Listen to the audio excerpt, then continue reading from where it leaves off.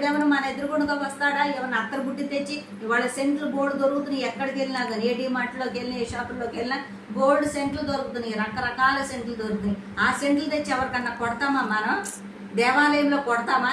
అది దేవునికి ఉపయోగకరమా? అది అది ఏమి లేదు. దేవుడే పరిమళ సువాసనగా ఉంటాడు, ఆయనే మనోహరుడు. అలాంటి మనోహరమైనది మనకిస్తాడంట.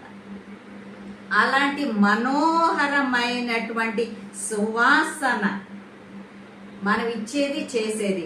అంతేకాదు దేవునికి ప్రీతికరం అంట. ఇష్టము అంటే అది ఒక దానికి సంబంధించి ఇష్టం అనే మాట కొంచెము తక్కువగా ఉంటుంది అనమాట. ఆ పదము వాడడానికి అది కొంచెము మరి తక్కువగా ఉంది కాబట్టి ప్రీతికరం అంటే అది చాలా ఇష్టమైనది అనమాట. ఎంత చక్కని మాటలు కదా! ఈ ఫిలిప్పీ సంఘస్థులు చేస్తున్నటువంటి సహాయము ఈ యొక్క పౌలు గారికి మనోహరమైన సువాసనయు, దేవునికి ప్రీతికరమును, తర్వాత ఇష్టమునైన యాగమునై ఉన్నవి. హల్లెలూయా. కాగా దేవుడు తన ఐశ్వర్యము చొప్పున క్రీస్తు యేసు నందు మహిమలో మీ ప్రతి అవసరమును తీర్చును. హల్లెలూయా కదా!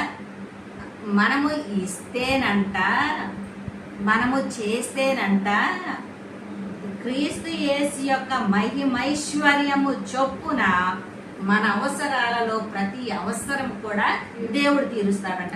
ఇది నేను చెప్తున్నానా? పరిశుద్ధాత్మ దేవుడు పౌలు గారి ద్వారా మనల్ని బలపరచడానికి కొన్ని విషయాలు నేర్చుకోండి. విత్తనము వెయ్యండి. విత్తనం వేయిపోతే తెచ్చినవన్నీ తినేస్తే, బస్తాలు బస్తాలు మూటగడికి తినేస్తే ఇక్కడ మరలా పంటకు రావు.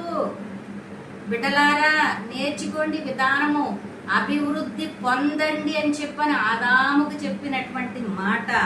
అభివృద్ధి పొందాలి అని అంటే విత్తనానికి మనం దాచిపెట్టాలి, అన్నీ తినేయకూడదు.